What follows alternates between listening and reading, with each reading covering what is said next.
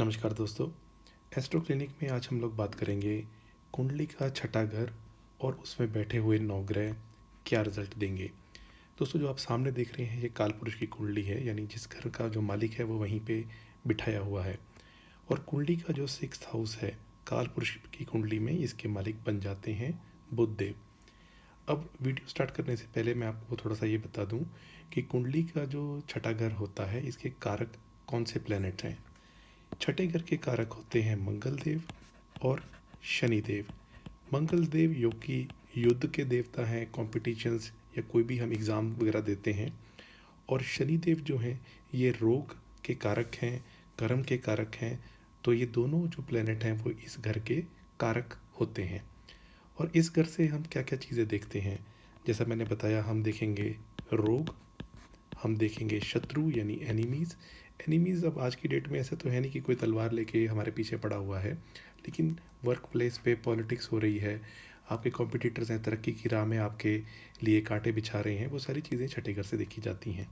इसके अलावा ऐसे किसी का एक्सीडेंट हो गया यानी वाहन दुर्घटना, लोन्स जो हम कर्ज देते हैं, जैसे कर्ज लिया हमने फिर हम चुकाते हैं धीरे धीरे करके, पेट के हिस्से में इंटेस्टाइन। इसके अलावा कोर्ट केसेस, जैसे किसी का कोई कचहरी का तारीख पे तारीख पड़ रही हो तो वो भी यहाँ से देखी जाएगी। नौकरी लगने की जो बात होती है, जैसे कोई कहता है मेरी नौकरी कब लगेगी, तो छठा घर देखा जाएगा। नौकरी कैसी चलेगी वो टेंथ हाउस से देखा जाएगा। अब इसके बाद कंपटीशन, जैसा कि मैंने आपको बताया, कंपटीशन हम जो भी लड़ते हैं, चाहे वो पढ़ाई के हैं चाहे वो जॉब के लिए हैं, जो कंपटीशन होते हैं वो भी यहीं से देखे जाते हैं। दोस्तों, आप सामने देख रहे हैं ये सभी ग्रहों का नाम लिखा हुआ है। इनमें दो ग्रुप में ग्रह बढ़ जाते हैं, ये आ जाते हैं देवता ग्रुप में, ये आ जाते हैं दानव ग्रुप में। यानी दोनों एंटी पार्टी हैं, ये अपने अपने गुट के हैं। अब इसमें ज़्यादातर आपस में एक दूसरे की बनती है, लेकिन बुधदेव एक अकेले ऐसे ग्रह हैं जिनकी ज़्यादातर ग्रहों से बनती है। बस इनको चंद्र और मंगल पसंद नहीं है। हालांकि चंद्र बुध को अपना दुश्मन नहीं मानते, लेकिन मंगल इनका सबसे बड़ा दुश्मन होता है। ये इनकी अपनी राशियां हैं जो आप देख रहे हैं, और ग्रह उच्च के कहाँ होंगे नीच के कहाँ होंगे वो भी मैंने लिखा हुआ है यहाँ पे। चलिए शुरू करते हैं। सबसे पहले हम बात करते हैं सूर्य देव की। अब सूर्य देव जो हैं ये तो ग्रहों के राजा हैं, जहाँ भी बैठेंगे कुछ ना कुछ तो अच्छा करने की कोशिश करेंगे। तो सूर्य देव अगर छठे घर में हो तो सूर्य की वजह से ऐसा इंसान बलवान होगा, तेजस्वी होगा और हेल्थ भी उसकी अच्छी रहेगी। इन जनरल वो किसी से भी डरेगा नहीं और शत्रुओं से बिल्कुल भी घबराएगा भी नहीं। और उसके अंदर साहस पराक्रम बहुत भरा हुआ होता है। सूर्य की एक ही दृष्टि है, वो पड़ेगी 12th हाउस पे। तो यहाँ बैठे सूर्य की जो दृष्टि 12वें घर पे पड़ेगी, इसकी वजह से ऐसा इंसान ज़्यादा खर्च कर देता है और धन इकट्ठा करने में उसको बाधा आती है। वहीं अगर सूर्य यहाँ पे मित्र राशि में हो, अपनी राशि में हो, उच्च राशि में हो, तो सूर्य के प्रभाव से जातक को, शत्रुओं को वो खात्मा कर देता है। जो भी उसका विरोध करेंगे वो सफल नहीं हो पाएंगे, हेल्थ बहुत अच्छी रहेगी। लेकिन अगर सूर्य शत्रु या नीच राशि में हो तो फिर उसको कभी ना कभी मान हानि, क्योंकि सूर्य हमारे अभिमान को भी रिप्रेजेंट करते हैं, हमारे सम्मान को, तो कभी ना कभी उसको मान सम्मान की हानि झेलनी पड़ती है। यानी कभी उसके ऊपर कुछ लांछन लग गया, नौकरी से निकाल दिया गया, कुछ ऐसी चीज़ें हो सकती हैं। यानी वो व्यर्थ ही उसके कई शत्रु बन जाते हैं और वो फिर कुसंगत भी करेगा। यानी जो जिन लोगों के साथ बैठेगा उठेगा वो भी कुछ ऐसे लोग होंगे जो कुछ गड़बड़ करेंगे, और इस सारी चीज़ों की वजह से उसको बहुत झेलना पड़ता है, तो उसका मान सम्मान कम हो जाता है। बात करते हैं चंद्रदेव की। चंद्रदेव एक नैसर्गिक तौर पे शुभ प्लैनेट हैं। अगर छठे घर में चंद्रमा होंगे तो ऐसा इंसान बहुत जल्दी किसी पे भरोसा कर लेगा, यानी अंधविश्वासी हुआ किसी पे भी भरोसा कर लेगा। वो संदेह करने वाला भी होगा, यानी शंकालु होगा, मानसिक रूप से परेशान रहेगा और शत्रुओं से भी परेशान रहेगा। छठे घर के चंद्रमा की भी एक ही दृष्टि होती है जो 12वें घर पे पड़ेगी, जिसकी वजह से ऐसा इंसान व्यर्थ ही इधर उधर भटकता रहता है। वो प्रयास करता है लेकिन सफल नहीं हो पाते, यानी उसको काफ़ी मेहनत करने के बाद भी फल प्राप्त नहीं हो पाते जो वो चाहता है। ऐसा इंसान खर्चीला भी होता है और कभी कभार मन की खुशी के लिए खर्चे भी करता है। अगर चंद्रमा मित्र राशि में हो, अपनी राशि में हो, उच्च राशि में हो, तो जो भी मैंने अशुभ फल बताए वो कम हो जाएंगे। और शत्रु नीच राशि में हो तो चंद्रमा फिर रोगी भी बनाएगा, ऐसे इंसान को दुखी भी बनाएगा। तो चंद्रमा के इस तरीके से रिजल्ट मिलेंगे। दोस्तों चंद्रमा के बाद बात करते हैं मंगल की। अब मंगल तो मैंने जैसे आपको बताया युद्ध का देवता है, छठा घर के ये कारक भी हैं। यहाँ पे अगर मंगल बैठे होंगे तो ऐसा इंसान यशस्वी होगा, परिश्रमी होगा, उसकी बुद्धि बड़ी अच्छी होगी, बलवान भी होगा, उत्साही होगा और कुशल, कोई भी काम करता है कुशलता से करता है। रिसेंटली मैंने जो चार्ट्स बनाए सेलिब्रिटीज़ के, उसमें यहाँ पे प्रियंका चोपड़ा जी के 6 हाउस में लगन के मालिक मंगल बैठे हुए हैं। और वो जब उन्होंने कंपटीशन लड़ा मिस वर्ल्ड का 29 नवंबर 2000 को, तब भी मंगल यहीं पे थे गोचर में, यानी 1 नंबर राशि के या 1 नंबर लगन के हिसाब से। तो आप देख सकते हैं कि वो प्रबल शत्रुघ्नता योग बनाता है और वो मिस वर्ल्ड बनी कितने कैंडिडेट्स को हरा के। हालांकि उनकी अपनी मेहनत और वो सारी चीज़ें अपनी जगह हैं, लेकिन कुंडली की चीज़ें जो घटित होती हैं मैं उसकी बात कर रहा हूँ। अगर आप इंटरेस्टेड हैं तो वीडियो आप चैनल पे जाके देख सकते हैं, सेलिब्रिटीज़ की प्लेलिस्ट में है। अगर मंगल छठे घर में होगा तो वो जो भी काम करेगा वो बिल्कुल मेहनत से करेगा और उसको करने में वो काफ़ी अपनी मेहनत भी लगाएगा, बुद्धि भी लगाएगा, सब चीज़ें लगाएगा, लेकिन वो काम को करने में सफल हो जाएगा। ऐसा इंसान कभी कभार विवाद में भी पड़ जाता है, क्योंकि जब आप मंगल छठे घर में हो तो कुछ आप करोगे, शत्रु बहुत जल्दी भी बन जाते हैं, लेकिन वो शत्रु पर विजय अवश्य प्राप्त कर लेता है। अगर छठे मंगल की बात करें तो मंगल की 4 दृष्टियाँ, 3 दृष्टियाँ होती हैं, चौथी, सातवीं और आठवीं। मंगल की जो सातवीं दृष्टि तो 12वें भाव पे ही पड़ेगी, जिसकी वजह से ऐसा इंसान थोड़ा उग्र प्रकृति का होगा, खर्चा भी वो ज़्यादा करेगा, यानी धन इकट्ठा करने में से दिक्कत आएगी। छठे मंगल की जो फोर्थ एस्पेक्ट है वो 9वें भाव पे पड़ेगी, जो कि धर्म का भाव होता है, जिसकी वजह से ऐसा इंसान अभिमानी होता है और धर्म के प्रति उसकी रुचि कम होती है। यानी वो सोचता है कि मुझे जो भी हासिल करना है मेहनत से करना है, या उसे ये नहीं होता कि मैं भगवान के नाम वगैरह उस भगवान के जाप करने लग जाऊं तो मेरा काम बनेगा। वो अपनी मेहनत पे ज़्यादा भरोसा करने वाला होता है, अभिमानी होता है। यहाँ पे अगर मंगल बैठा होगा तो उसकी अष्टम दृष्टि लगन पे पड़ेगी, जिसकी वजह से इंसान का स्वभाव थोड़ा उग्र या क्रोधी होगा। अब मंगल अगर मित्र राशि में हो, उच्च राशि में हो, अपनी राशि में हो, तो ऐसा इंसान शत्रुओं पे फिर विजय प्राप्त करता है, पराक्रमी भी होगा, परिश्रमी भी होगा। और ऐसा इंसान अगर जो भी डिफेंस फोर्सेस हैं, पुलिस है, सेना है, नौसेना है, आर्मी, एयरफोर्स, इन सब में अगर जाएगा तो बहुत सफल अधिकारी बनेगा। वो भूमि, भवन या वाहन अगर ऐसे काम भी करता है तो उसमें भी उसको अच्छा रिजल्ट मिलता है। अगर शत्रु या नीच राशि में मंगल हुए तो फिर वो उसकी हेल्थ इम्पेक्ट कराएंगे, जैसी उसके अंदर बल कम होगा और कामी प्रवृत्ति थोड़ी ज़्यादा होगी। उसे अपने खर्चे भी जो होंगे वे नियंत्रित नहीं होंगे, तो कभी कभार से कर्ज लेने की भी स्थिति बन जाएगी। और ऐसा इंसान अगर एक बार कर्ज लेगा तो उसे चुकाने में भी फिर बहुत दिक्कत आएगी। दोस्तों आगे बढ़ते हैं, बात करते हैं बुधदेव की। अब बुधदेव एक नैसर्गिक शुभ ग्रह हैं, कालपुरुषी कुंडली में तो ये घर इन्हीं का है। अगर यहाँ पे बुध होंगे तो ऐसा इंसान बहुत जो बोलेगा स्पष्ट बोलेगा, यानी अगर डिबेट में कहीं भी जाएगा तो उसकी डिबेट देखने वाली होगी, अभिमानी भी होगा, मेहनती होगा, परिश्रमी होगा और वाद विवाद करेगा और उसमें अच्छा रिजल्ट भी ले जाएगा। मानसिक रूप से थोड़ा सा परेशान होगा। ऐसे इंसान को सफलता कम मिलती है, ऐसा देखा गया है, और कई बार कार्य अधिक होते हैं जिसकी वजह से चिंता भी बनी रहती है। ऐसा इंसान चंचल भी होगा और स्त्री प्रिय भी होगा। अगर हम पूर्ण दृष्टि की बात करें तो बुध की तो एक ही दृष्टि है, तो बुध की दृष्टि 12th हाउस में पड़ेगी, जिसकी वजह से धन अननेसेसरी चीज़ों में खर्च हो जाएगा। कभी कभार वो इस वजह से तनाव भी लेगा और चिंता भी करेगा। और बुध के अगर हम देखें कि 6 हाउस में बैठे होने से जो 12th एस्पेक्ट पड़ती है, जीवन के अंतिम समय में वो सुखी ज़रूर बनता है। यानी अगर चिंता वगैरह बनी रहेगी, लेकिन मिडल ऑफ द लाइफ के बाद का जो पीरियड होता है उसमें धीरे धीरे करके सुख सुविधा की चीज़ें उसकी बढ़ती जाती हैं। अगर हम मित्र या शत्रु राशि की बात करें, बुध अगर मित्र राशि में होगा, अपनी राशि में ही बुध उच्च का होता है, तो अगर अच्छी प्लेस्ड होगा तो ऐसा बुध जो होगा वो शत्रुओं पे विजय पाने वाला होगा, हेल्थ अच्छी रहेगी और इन जनरल वो स्वस्थ रहेगा। उसको पुरस्कार भी प्राप्त होंगे। वो लेखक कारण में जैसे एडिटिंग, पब्लिशिंग, ऑथर, इन सब में वो बहुत ज़बरदस्त रिजल्ट देगा, यानी बहुत सक्सेसफुल होगा।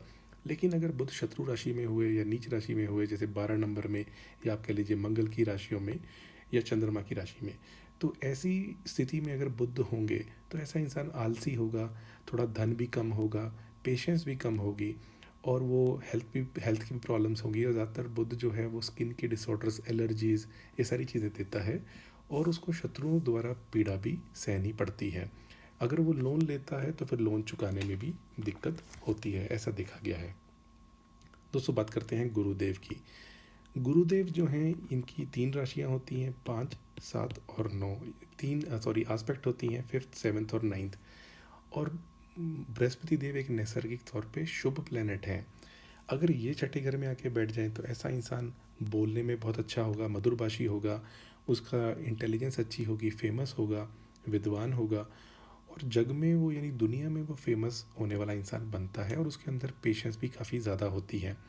ऐसे इंसान की रुचि जो अच्छे काम होते हैं उसके उसमें करने में होती है। ऐसा इंसान शांत होगा, लेकिन मानसिक तनाव फिर भी थोड़ा सा रहेगा। अगर हम स्वभाव से देखें तो थोड़ा सा आलती प्रवृत्ति का भी होगा। अब जैसे मैंने दृष्टियों की बात की, तो जो 7th एस्पेक्ट 12th हाउस से पड़ेगी, जिसकी वजह से आंखों में कुछ कष्ट होने की संभावना होती है। क्योंकि गुरु एक शुभ प्लेनेट है, तो देखते हैं तो शुभता तो लाते ही लाते हैं, तो ऐसे इंसान के खर्चे भी कंट्रोल्ड होंगे। ऐसा इंसान धर्म संबंधित कार्यों में भी अच्छा धन इकट्ठा करता है। और अगर हम 5th एस्पेक्ट की बात करें तो वो पड़ेगी 10th हाउस पे, जिसकी वजह से वो जॉब में बहुत फेमस होगा, काफ़ी सफलता प्राप्त करेगा, तो ऐसी स्थिति बनेगी। अगर हम 9th एस्पेक्ट की बात करें तो 9th एस्पेक्ट 2nd हाउस पे पड़ेगी, जो हम भाषा के लिए देखते हैं, परिवार के लिए देखते हैं। तो इस वजह से ऐसे इंसान को माता पिता की संपत्ति भी प्राप्त होती है, यानी पैटर्नल जो प्रॉपर्टी है, इनहेरिटेंस है, वो प्राप्त होती है। उसकी जो भाषा है वो बहुत स्वीट होती है, और उसे ससुराल पक्ष से भी लाभ होता है। अब अगर बृहस्पति देव मित्र राशि में हो, उच्च राशि में हो या अपनी ही राशि में हो, तो फिर वो शत्रुओं को पराजित करने वाला होगा, हेल्थ अच्छी रहेगी, लाइफ भी लंबी होगी। लेकिन अगर वो शत्रु या नीच राशि में हो तो फिर गुरु अशुभ फल देते हैं, यानी शत्रु से दुखी होगा, कर्जे से भी घिरा रहेगा, और उसको फाइनेंशियल ट्रबल्स भी देखे जाएंगे। लेकिन दृष्टियाँ क्योंकि गुरु की हमेशा ही अच्छी होती हैं, तो दृष्टियों का अच्छा फल ज़रूर मिलेगा। दोस्तों बात करते हैं आगे शुक्रदेव की। शुक्रदेव एक नैसर्गिक तौर पे शुभ प्लेनेट हैं। जो मैंने वीडियोस बनाए हैं उसमें जस्टिन ट्रूडो जो कनाडा के प्राइम मिनिस्टर हैं, इंदिरा गांधी जी, उनके यहीं पे शुक्रदेव विराजमान हैं। 6th हाउस में अगर शुक्र होते हैं तो ऐसा इंसान कहीं ना कहीं गुप्त रोग होने की एक टेंडेंसी होती है। उसे जो हम कहें कि जो एक स्त्री सुख या पति का सुख, उसमें उसे थोड़ी कमी आ जाएगी, और ऐसा इंसान फजूल के खर्चे भी करता है। अगर हम दृष्टि की बात करें तो शुक्र की जो पूर्ण दृष्टि पड़ेगी, क्योंकि एक ही दृष्टि है 12th एस्पेक्ट पे, जिसकी वजह से ऐसा इंसान खर्चे थोड़े ज़्यादा करेगा, और विवाद के चीज़ों में भी पैसा खर्च करेगा, और अपना टाइम भी, और बीमारियों में भी हो सकता है वो पैसा खर्च करे। अगर शुक्र मित्र राशि में हो, अपनी राशि में, उच्च राशि में हो, तो फिर मध्यम फल प्राप्त होते हैं। दोस्तों यहाँ ध्यान रहे, शुक्रदेव 6 नंबर राशि में नीच होते हैं, और ये घर छठा कालपुरुष की कुंडली में छठा घर पड़ता है। तो शुक्र के लिए कोई इतना ज़्यादा ये अच्छा घर नहीं होता। तो अगर जो भी मैंने फल बताए नेगेटिव, वो कम हो जाएंगे। और अगर लेकिन शत्रु या नीच राशि में हुए तो फिर अशुभ फल जो मैंने कहे वो ज़्यादा मिलेंगे। अगर मित्र राशि में शुक्र हैं तो ऐसे इंसान को मामा पक्ष से लाभ होता है। मैंने एक चार्ट देखा था, ऐसे इंसान को अपने मामा से इनहेरिटेंस में बहुत सारी प्रॉपर्टी मिल गई थी, क्योंकि उनको कोई संतान नहीं थी। तो मैंने एक ही ऐसा चार्ट देखा है जिसमें 6th हाउस में बैठा हुआ शुक्र अच्छे प्लेसमेंट में था, और इस वजह से ऐसा रिजल्ट मिला। हालांकि बहुत रेयर होता है, हम कहाँ सुनते हैं कि किसी इंसान को उसकी किसी रिलेटिव की सारी प्रॉपर्टी मिल गई, ये बहुत रेयर अक्रेंस होता है। ऐसे इंसान के मित्र लेकिन बहुत होते हैं। अगर शत्रु राशि में शुक्र होंगे तो फिर वो दुखी भी होगा, हेल्थ भी अच्छी नहीं रहेगी, गुप्त रोग जैसा मैंने बताया वो भी हो सकता है, UTIs urinary tract infection, even pre mature ejaculation, ये सारी जो भी चीज़ें होती हैं, यानी गुप्त रोग, मूत्र रोग, ये सारे हो सकते हैं। दोस्तों आगे बढ़ते हैं। अब हम बात करेंगे नेक्स्ट जो है यानी शनिदेव।